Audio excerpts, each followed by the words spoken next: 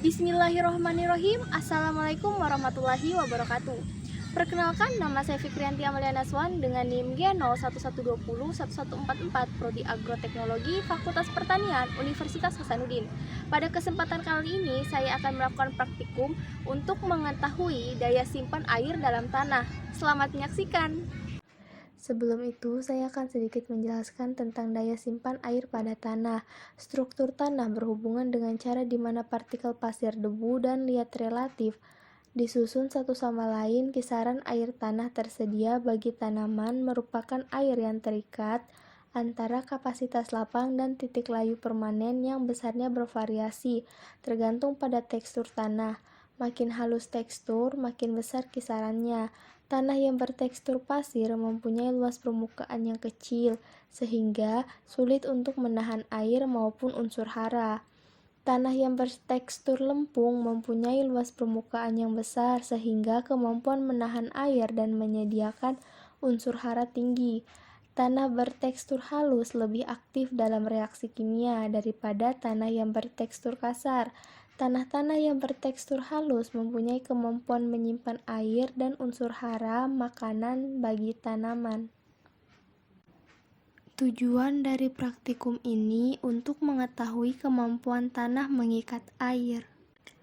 Alat dan bahan yang perlu kita siapkan dalam praktikum kali ini, yang pertama, 2 botol air mineral berukuran 1,5 liter, kedua, tisu 2 lembar, ketiga, paku ukuran 2 mm, cutter, dan air sebanyak 800 ml.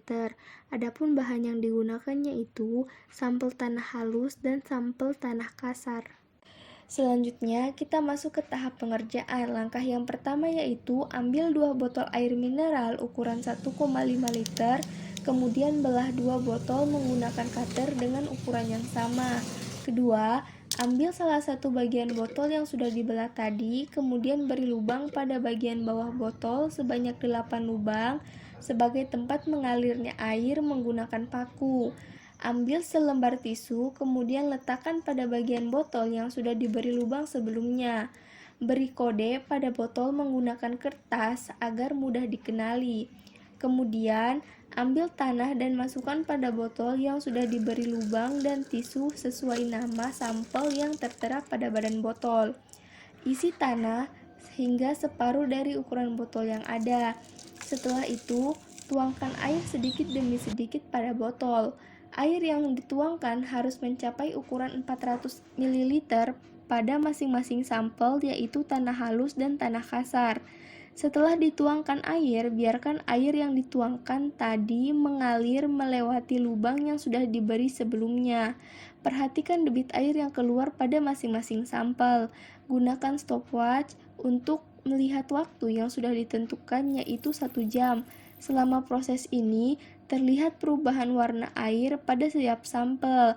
Pada sampel tanah kasar, air mulai terlihat jernih, sedangkan pada tanah halus, warna air mulai berubah agak kekuningan.